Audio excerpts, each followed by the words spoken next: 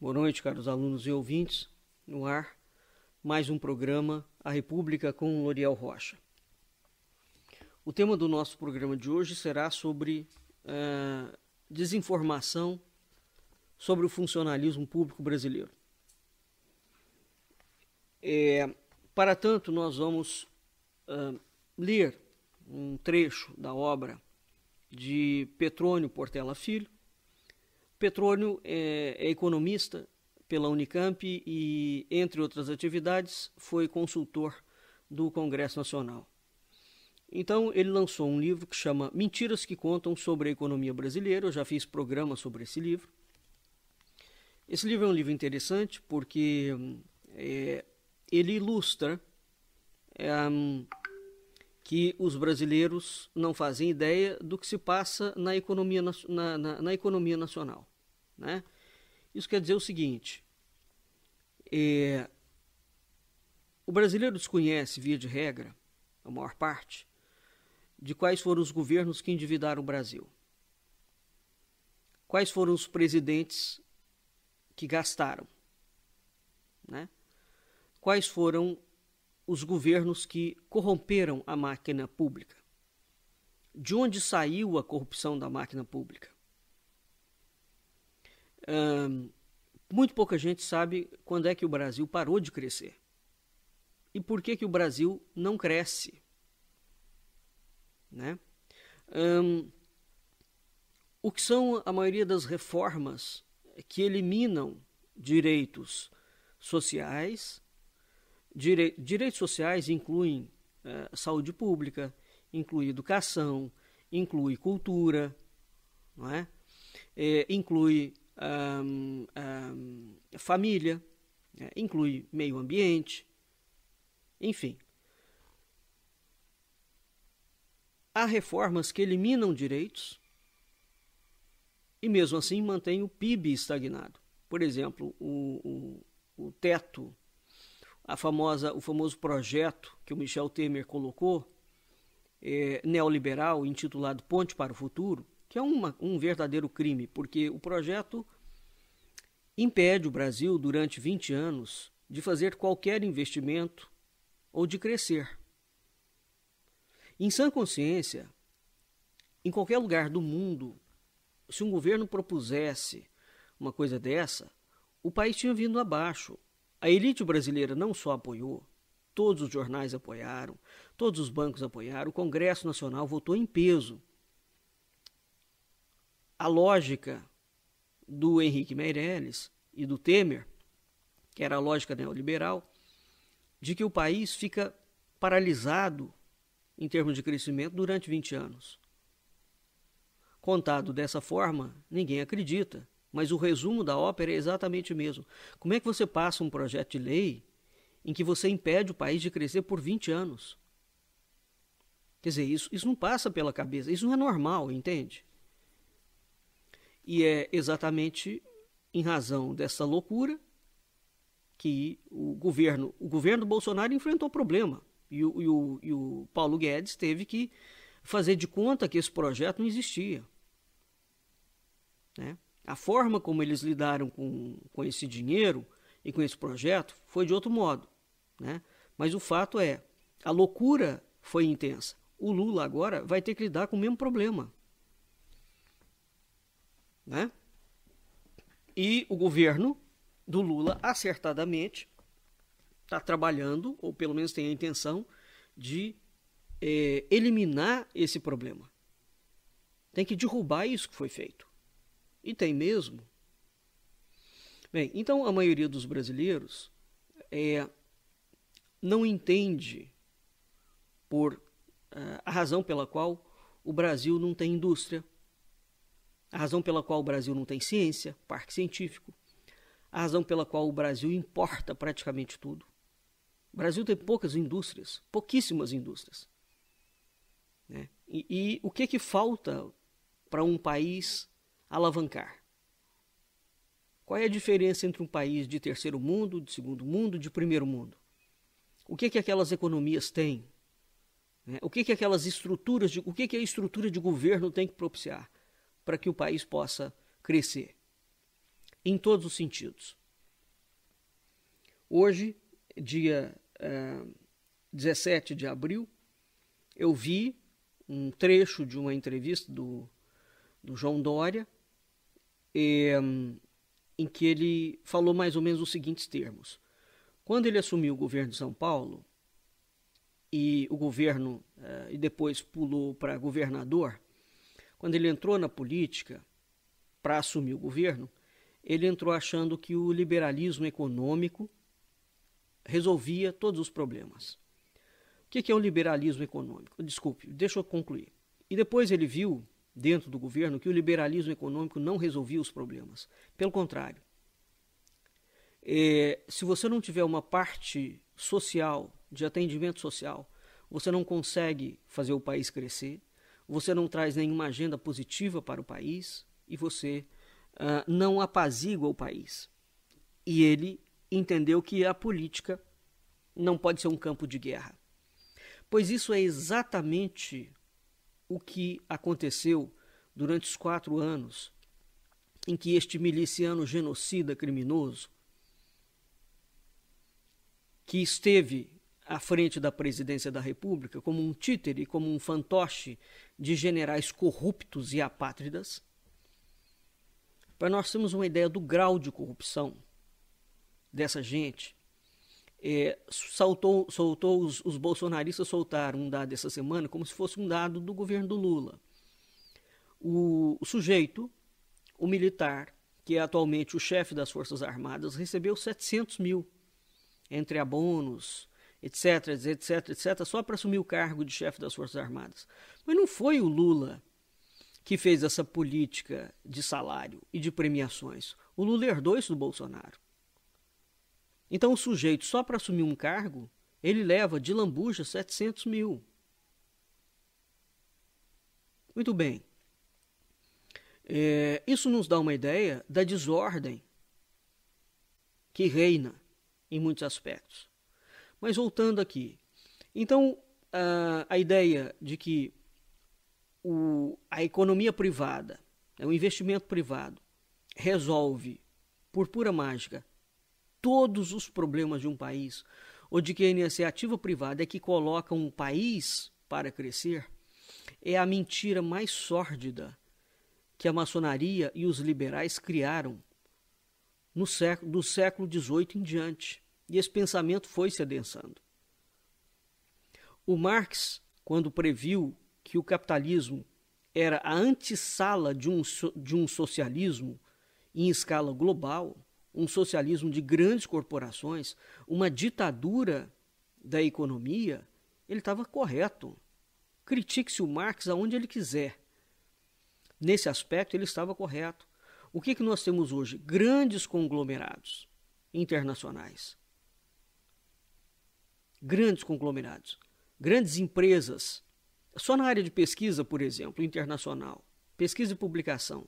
Eu já publiquei isso há mais de 7 anos atrás. Nós temos 5 grandes empresas que controlam todo o processo editorial de pesquisa no mundo. 5 ou 6 empresas. Então elas definem o pesquisador que pode publicar e o pesquisador que não pode publicar. O que aconteceu com esse crime? Porque aí os investimentos e as empresas obrigam os pesquisadores a pesquisar o que elas querem, que seja de interesse deles e não que seja de interesse da nação, de interesse do povo. Então, com o advento das redes sociais, os pesquisadores começaram a criar acertadamente uma rede paralela de promoção de pesquisa para furar essa bolha. Tá claro?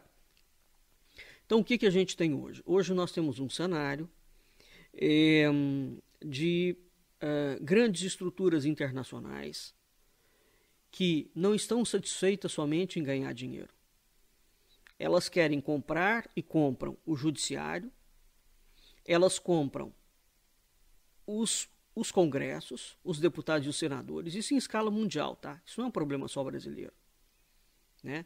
E elas fazem uma participação, uma sociedade entre os pares, de modo que eles fazem um rodízio no esquema. Então a gente está diante de um monopólio que envolve o patrimônio do Estado, que envolve o judiciário, que envolve a economia, que envolve os bancos, que envolve os jornais, que envolve os centros de pesquisa. Foi isso que Marx anteviu que aconteceria. E aconteceu. A partir do momento que você acha que o dinheiro é o valor que move o mundo. Tá? Então, isso é o neoliberalismo. O neoliberalismo é quando você fala que o que vale neoliberalismo econômico, que é o que o governo do miliciano genocida defendia. Você tem que desmontar toda a estrutura do Estado e passar ela toda para a mão da iniciativa privada. Em que lugar do mundo a iniciativa privada promoveu a melhoria social? Em nenhum lugar. Porque a iniciativa privada não faz lei, teoricamente. A iniciativa privada, que é movida pelo capital, ela não tem visão de ser humano, ela tem visão de negócio.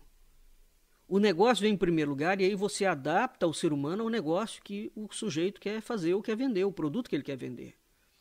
Então o homem aqui ele não é visto como um ser humano, ele é visto como um consumidor. Quantos sapatos a Nike tem que vender por ano, por exemplo?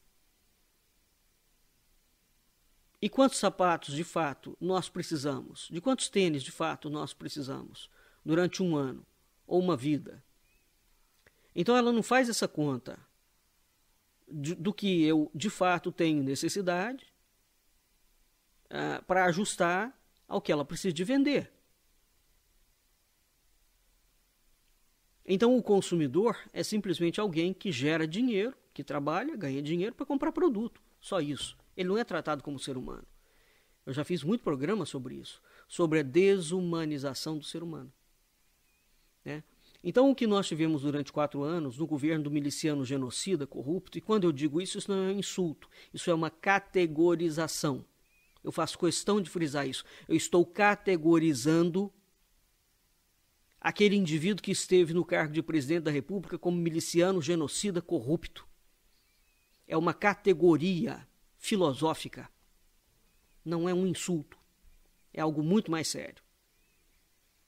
O governo daquele tipo, que era o testa de ferro de uma junta de militares corruptos e apátridas, envolvidos, cujas famílias militares estão envolvidas em processos de golpe de Estado brasileiro desde o início do século XX.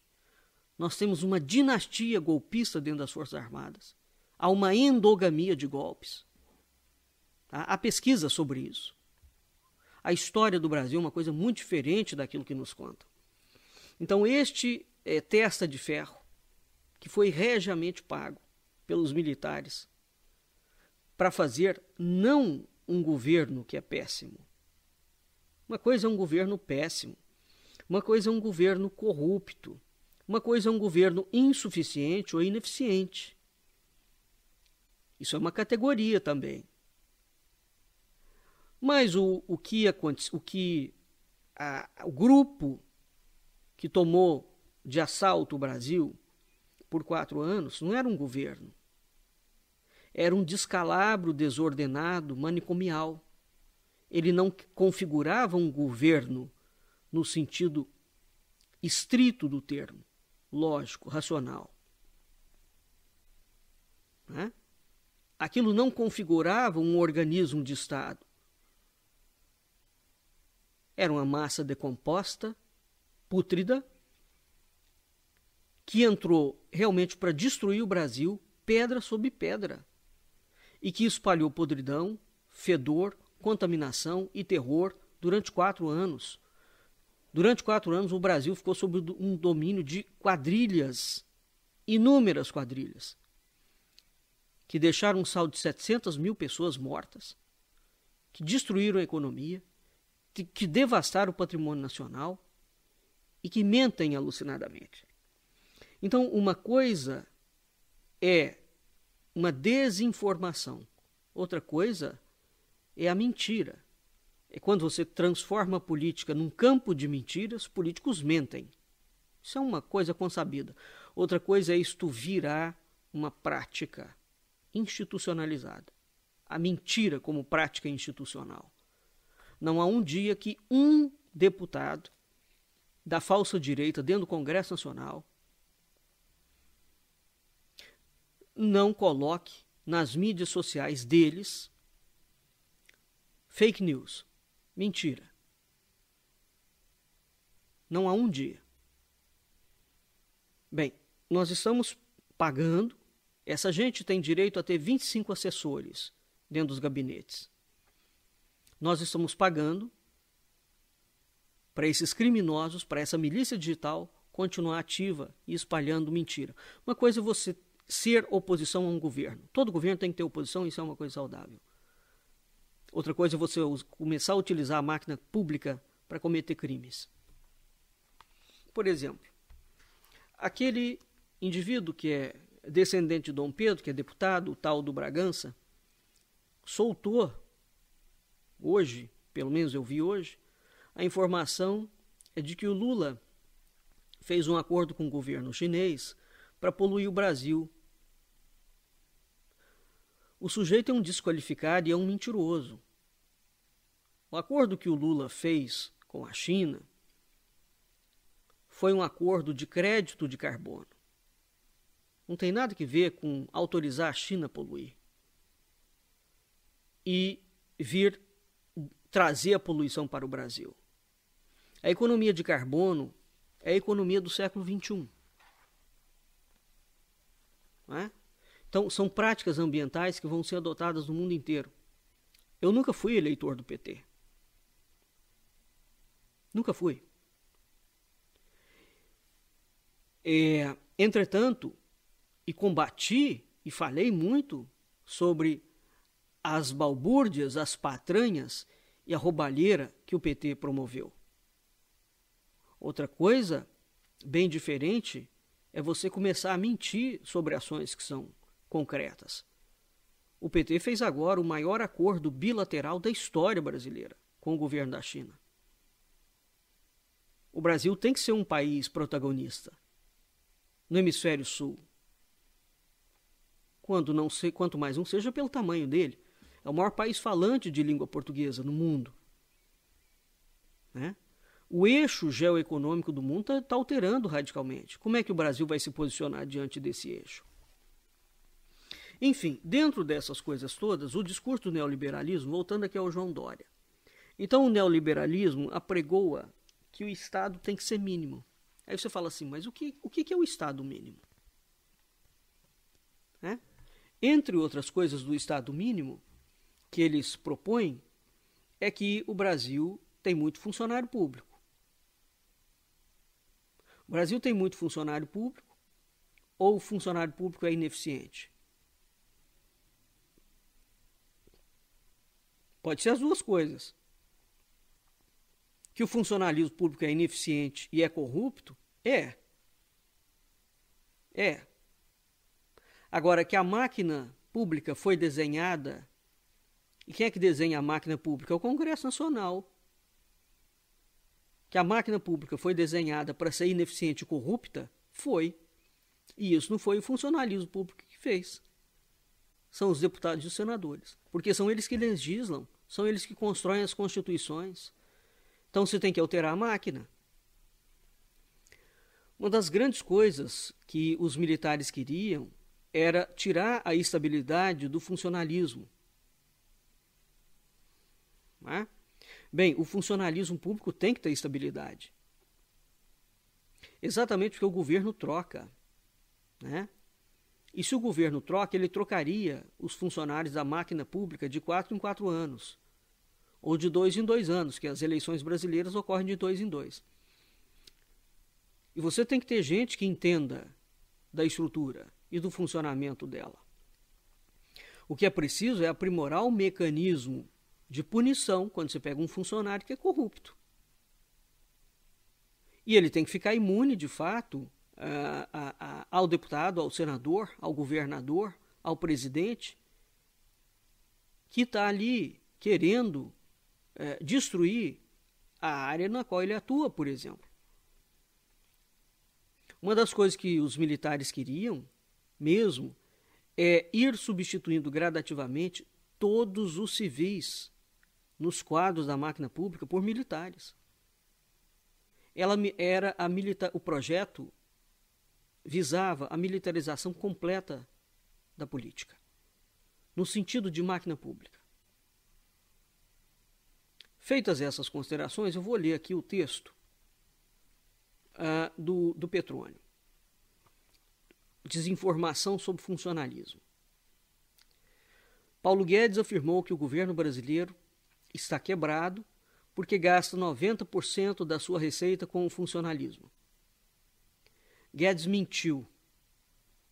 O percentual correto é 12%, que é abaixo da média mundial, que é 22%. Ele descreveu os funcionários públicos como parasitas que estão matando o hospedeiro. Defendeu a aprovação da reforma administrativa para que o dinheiro deixe de ser carimbado e chegue onde realmente faz falta. Em reforço à campanha do ministro, o Instituto Millennium, que é um instituto neoliberal, bancado por essa elite corrupta brasileira. O Instituto Millennium apresentou um estudo, entre aspas, sobre o funcionalismo. O Millennium tem Paulo Guedes e Rodrigo Constantino como entre seus fundadores. O estudo, entre aspas, denuncia a hipertrofia do funcionalismo público e defende o seu encolhimento. O texto foi divulgado para dar apoio à reforma administrativa do governo federal, saiu em todos os jornais e canais de TV com grande destaque. O estudo contrapõe gastos com servidores públicos com gastos em saúde e educação. Ou seja, veja que uma coisa não tem nada a ver com a outra, hein? O estudo é tão malicioso. Gasto com saúde e educação não é gasto, é investimento. Em primeiro lugar. Né? E saúde e educação não é um parâmetro que possa ser minimamente comparável com servidor público. Embora servidores públicos sejam contratados para a área de saúde e educação, mas a área fim, o objeto fim da saúde e da educação é outro. É outro. Né? Então, o servidor público, ele alcança os deputados, os políticos são modos e rendas servidores públicos, sem ser contratados. Eles estão ali para servir a população, mas eles não servem a população, eles são lobistas de interesses privados, em sua grande maioria. Não é? Então, o estudo contrapõe gastos com servidores públicos com saúde e educação. Os autores tentaram convencer os leitores de que seria possível gastar em saúde e educação sem pagar salários a médicos e professores. Esquecem que o Ministério de Educação e o Ministério da Saúde são intensivos em mão de obra. Veja, por exemplo, agora o que está acontecendo com relação a essa sequência de assassinatos e de atentados absolutamente brutais dentro das escolas. Aí a solução que esses celerados da falsa direita dão é colocar policial dentro das escolas. Veja bem, se o adolescente, se a criança é desestruturada emocionalmente, o problema não está na escola, não. O problema é familiar. O problema é social. O que é que está acontecendo dentro das famílias que as famílias não conseguem dar educação moral, transmitir valor para os seus filhos? Porque quando a criança ou o adolescente vai para a escola, ele vai seguir o modelo da educação que ele tem em casa. O problema não é de polícia, de fato. O problema é de outra estrutura. Então, não basta você também, como os petistas e a esquerda está dizendo, tem que dar melhores salários para os professores. Tem que aparelhar melhor as escolas. Tem que dar infraestrutura de trabalho. Tem. Mas isso não resolve o problema também, não. A visão é humana. porque está acontecendo a desestruturação interna das famílias. Por que o pai não quer ser pai? Por que a mãe não quer ser mãe? Por que o casal não quer funcionar mais como casal? Por que os casais largaram mão da sua responsabilidade familiar? Por que os pais não educam mais os filhos? Essa é a discussão profunda. Porque se a família não está formando os seus filhos, esse indivíduo, quando for para a sociedade, na condição de cidadão, ele vai um cidadão desestruturado. E ele desestrutura a sociedade. Esse é o ponto. Tá claro? Bem, então, o estudo contrapõe gastos com servidores públicos com gasto em saúde, né? O estudo apresentou estatística surpreendente. O Brasil gastaria 13,7% do PIB com pessoal nas 3 esferas da federação. A estimativa é muito superior à do Atlas do Estado brasileiro, publicado pelo IPEA, que foi de 10,7%. O Instituto Millennium esqueceu de informar no estudo a metodologia que ele usou. Tal distração impediu que os cálculos do Millennium, inflados em nada menos que 3% do PIB, fossem conferidos por terceiro. Você mentir e inflar um cálculo em 3% do PIB, qual é o tamanho do PIB brasileiro? Isso é um absurdo, entende? O Instituto Millennium mirou a reforma administrativa do governo federal, mas desviou de rota ao misturar os gastos da União com os dos estados e municípios. Porque são coisas distintas. De qual funcionalismo público você está falando? É na escala federal, estadual, municipal. O correto seria focalizar gastos com o funcionário público federal.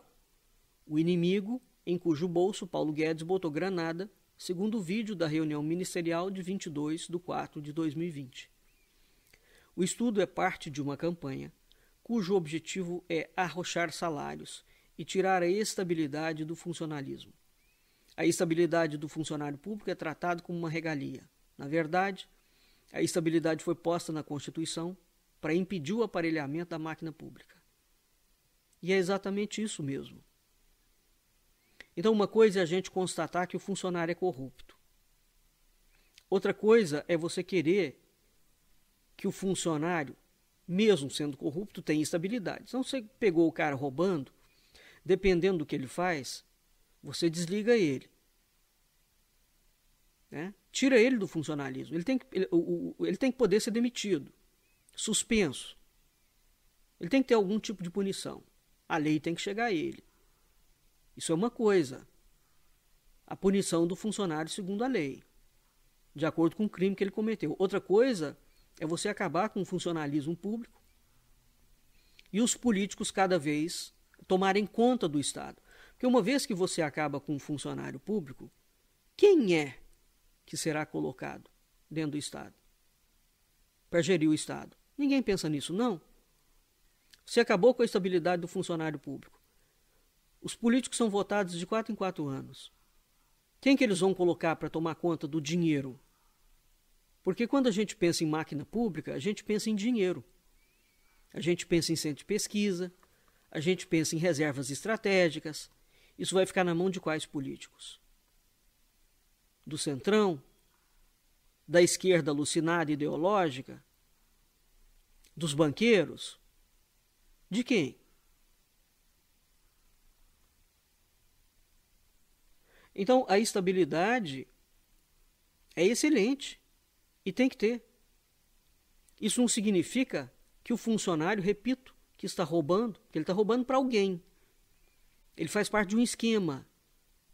Você tem que desbaratar o esquema e botar todo mundo na cadeia. Então, sem a estabilidade, o ministro Ricardo Salles poderia demitir funcionários da FUNAI e botar no lugar mineradores. Por exemplo, o ministro da Justiça poderia demitir policiais federais concursados e botar no seu lugar miliciano.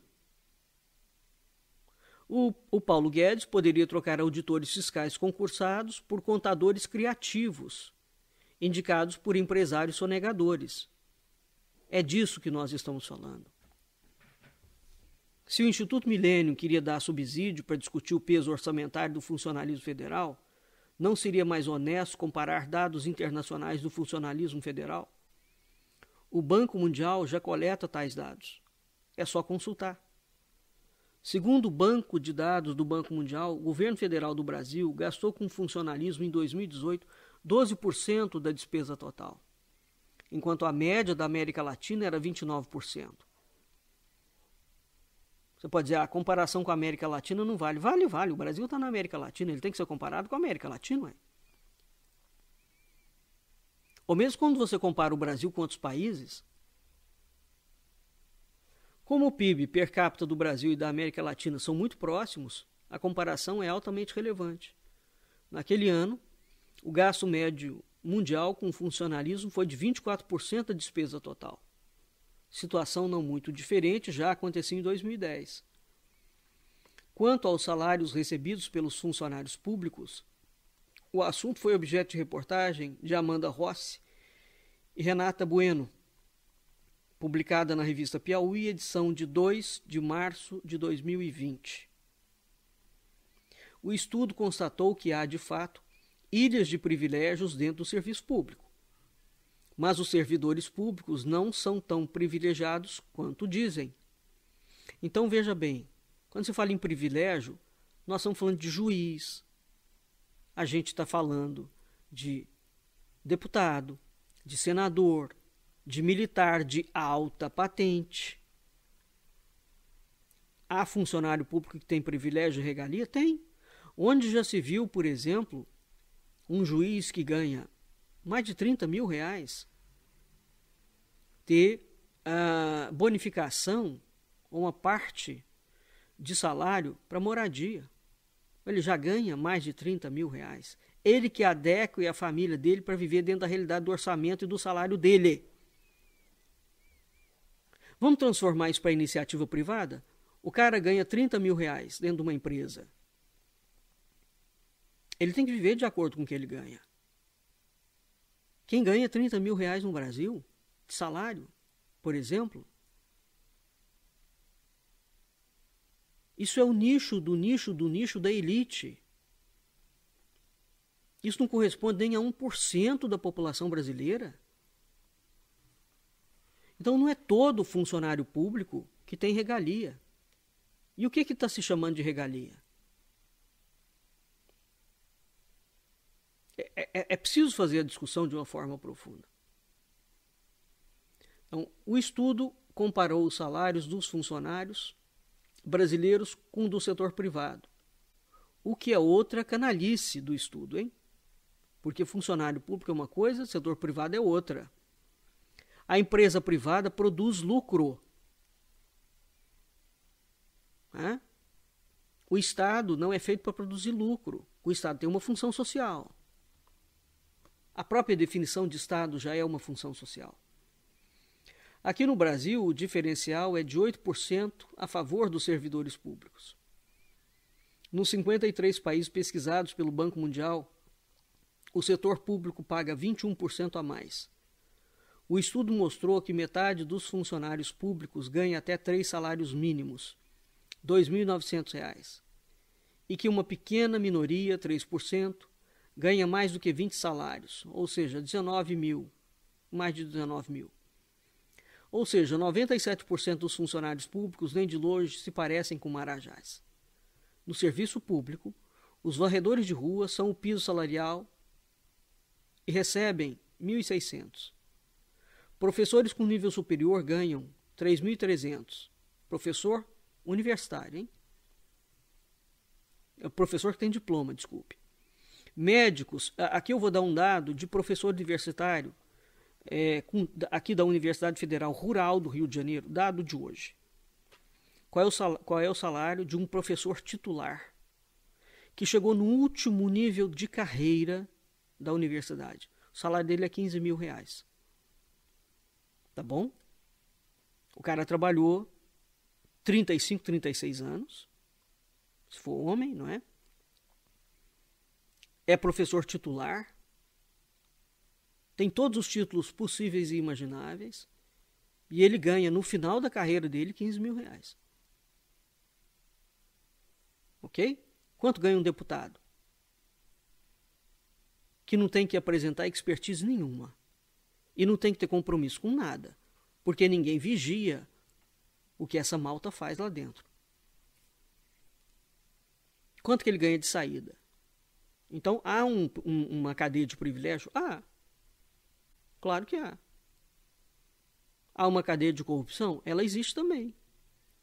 Agora, como é que você combate isso? Desmontando o Estado? Não, aprimorando as funções do Estado.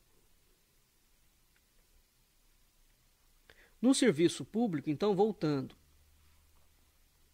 Médicos que clinicam, 9.800. Administradores, 10.300. Engenheiro civil, 11.600. No topo da carreira estão os procuradores da Justiça, que recebem 37 mil. Aqui sim. Entendeu o critério? Porque eles aumentam os próprios salários. Os deputados aumentam os próprios salários. A Justiça aumenta o próprio salário. O Executivo aumenta o próprio salário. Os outros funcionários públicos não podem aumentar os seus próprios salários. Tá bem? Então veja, se vai falar de elite no funcionalismo, a elite está aqui. Está nos 3 poderes da República. Não está abaixo. Agora, nesses 3 poderes, a lei do Paulo Guedes não peneira. Pelo contrário, amplia os privilégios. Além dos salários elevados, os procuradores de justiça contam com várias vantagens funcionais que estão além do alcance dos demais funcionários públicos: independência funcional, inamovibilidade, irredutibilidade de vencimentos, vitaliciedade, isonomia de vencimentos, etc. Foram concedidas aos procuradores do Ministério Público as mesmas garantias dos magistrados. No Brasil, os procuradores do Ministério Público e os juízes federais representam o pico da pirâmide salarial. Não é de surpreender que os 2 grupos não se sintam parte da massa de trabalhadores que perderam direitos e renda nos últimos anos. O governo não tem a prerrogativa de reduzir os seus salários. São 2 categorias de funcionários imunes à austeridade. Entendeu o problema? Suas respectivas lideranças agem como se eles fossem parte da elite endinheirada que derrubou a Dilma e vem mandando no Brasil desde o impeachment. E de fato eles são. A reforma administrativa pretendida por Paulo Guedes deixa de fora os procuradores federais e os juízes, os servidores públicos que merecem, acima de todos, a alcunha de Marajás. Se aprovada, ela provavelmente iria ampliar as distorções salariais e aumentar a concentração de renda dentro do funcionalismo público, que já é escandalosa. Além disso, a reforma administrativa tem como proposta central a substituição de servidores públicos concursados e estáveis por servidores nomeados e terceirizados. Tal mudança iria destruir a independência técnica do funcionário público, submetendo-o ao jugo do poder econômico e do compadrio. As rachadinhas da família Bolsonaro iriam se tornar prática generalizada no serviço público brasileiro. Bem, esse artigo foi escrito em 11 de agosto de 2020. Tá? Veja, então, que o Portela está dizendo, está concordando que existe uma elite do funcionalismo público. Ele não está negando isso e não está negando a corrupção. Ele está simplesmente colocando os pingos nos is. Quer dizer, aonde está o problema? Então, quando Paulo Guedes vem... Então, aqui há 2 coisas. Quando Paulo Guedes vem falar do Estado inchado, em primeiro lugar, que é mentira.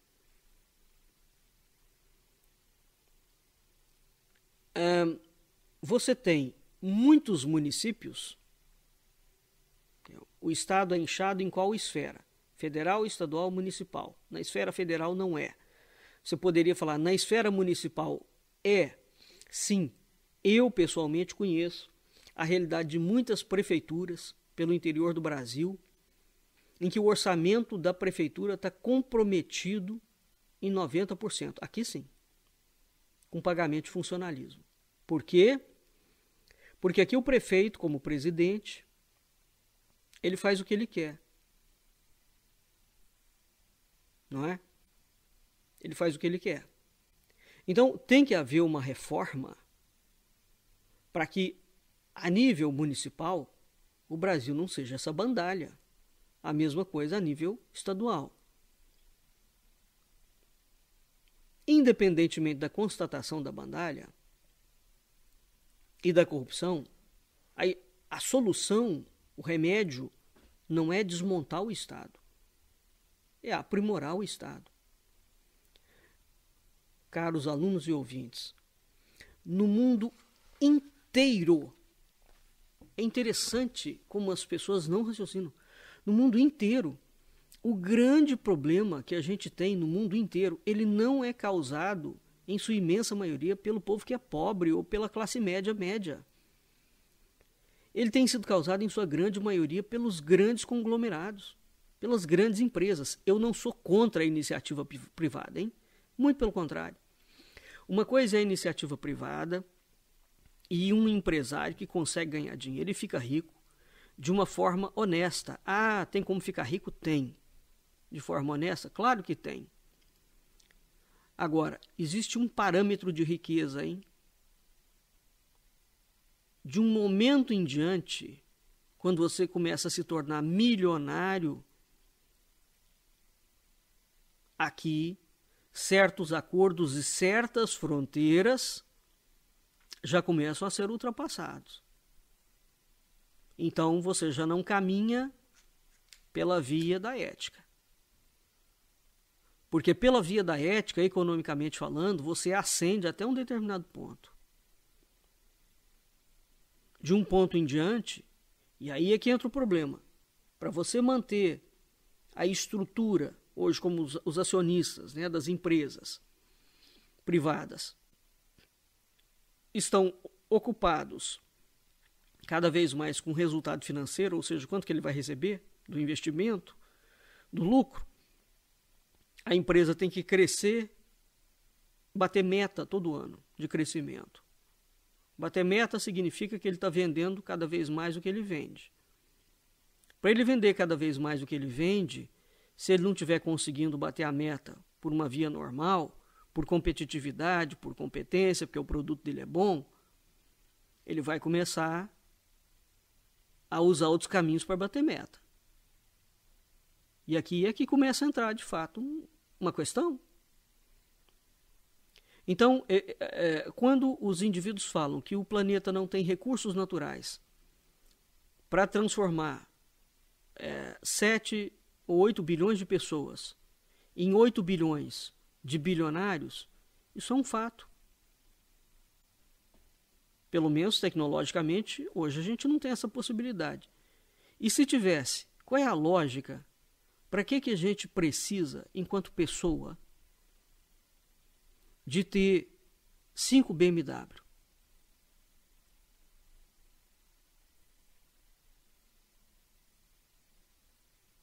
Dez casas de veraneio.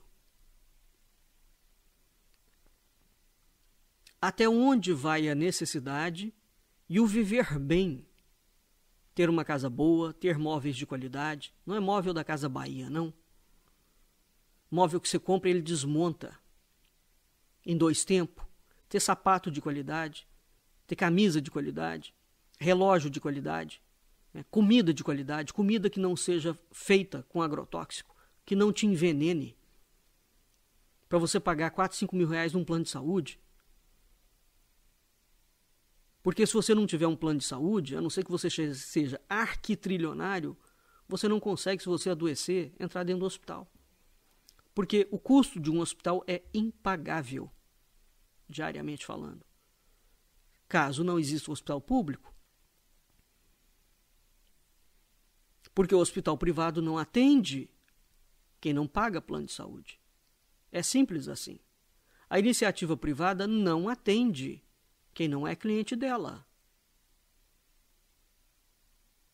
Óbvio. Não é? Então, quem vai dar assistência a essa outra parcela? É o Estado. E o Estado tem que ter funcionário. E o funcionário tem que ser funcionário efetivado. Porque ele não pode ser funcionário de um grupo. Ele não pode ser funcionário de um deputado. Ele não pode ser um lobista de uma causa qualquer dentro da máquina pública. Não deveria.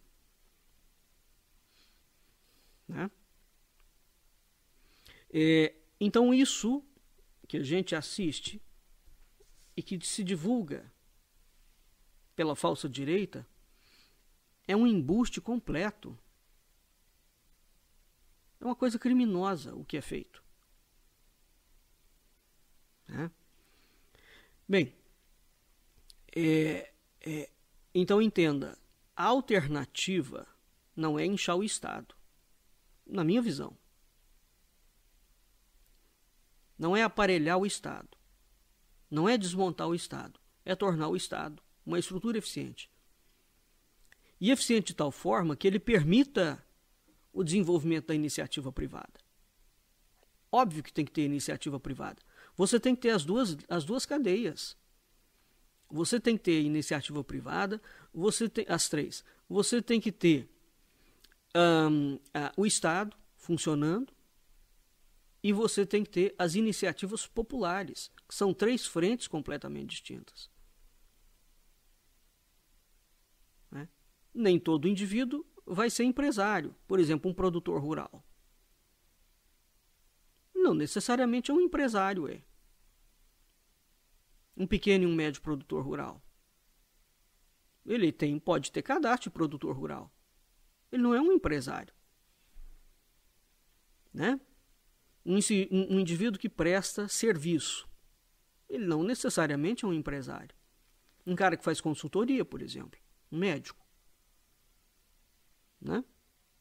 Então você tem uma rede de mão de obra muito vasta que não necessariamente é iniciativa privada. Ele é uma iniciativa social. A sociedade tem que se constituir de tal forma que ela permita a coexistência de todas essas frentes. E em todas essas frentes onde houver corrupção, a corrupção tem que ser punida. Agora, o que vai acontecer no Brasil? O Brasil foi, desde 1822 em diante, criando uma elite política, né, que envolve todas as três esferas da federação, uma elite política cada vez mais privilegiada, em detrimento do resto da população. E como essa elite política controla o Estado, evidentemente que eles fazem passar o que eles querem. Mas é uma elite estúpida, porque é uma elite que controla o Estado, mas ela não permite o aprimoramento do Estado e, ao mesmo tempo, ela não permite nem a existência de iniciativas privadas corretas. Então, o Brasil, dentro dessa loucura de corrupção autogerada por um mesmo grupo que se reveza dentro do poder, o Brasil vem perdendo bondes da história. E nós estamos diante de um momento mundial em que a gente está tendo uma virada histórica, porque quando você muda a matriz energética do mundo, você muda a economia. A matriz energética do mundo está fazendo uma transição. Nós ainda temos uma matriz energética baseada no petróleo, mas há uma transição para energias renováveis, são os créditos de carbono, entre outras coisas. Né? E há uma transição que está sendo a nível econômico. Então, os países do eixo sul, como havia previsto a coroa portuguesa há séculos atrás, serão um componente, um eixo econômico extremamente importante para coexistir junto com o eixo norte. Então é preciso criar um mundo realmente multipolar, em que haja uma distribuição de riqueza e de solidariedade de norte a sul e de leste a oeste. Mas qual é a criatura em sã consciência que há de questionar um modelo desse?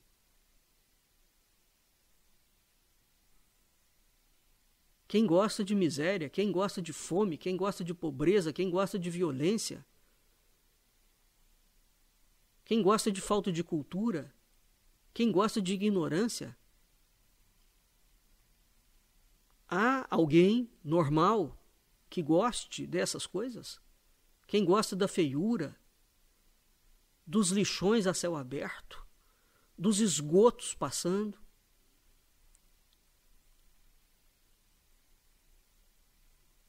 O mundo tem muitos problemas. Há muitas frentes que precisam ser solucionadas. Mas nenhuma dessas frentes será solucionada se nós não tivermos humanidade. Eis o ponto. Nós precisamos de buscar soluções, técnica, ciência, alternativa, empresários, políticos, que invistam em soluções limpas, em soluções do bem, em soluções que promovam a saúde, que promovam a inclusão, que não destrua o ser humano, que contemple a existência da alma e do corpo simultaneamente. Nós precisamos de um mundo que faça dialogar o corpo com o espírito. Porque o mundo não é só corpo. O homem não é só matéria. Nós somos alma, nós somos espírito, nós temos uma parte transcendente. E esta realidade ontológica e antropológica, que nos acomete a todos, os seres animados e inanimados, tem que se reverter, tem que se materializar no contexto e no conceito que a gente tem de política, que a gente tem de economia, que a gente tem de cultura, que a gente tem de sociedade. É preciso trabalhar para construir um mundo melhor, mais feliz e mais pacífico para tudo e para todos. E que mundo é este? É o mundo que tenha como cosmovisão, como base, a verdade de que nós somos espírito e corpo ao mesmo tempo. Vamos ficando por aqui e até a nossa próxima aula.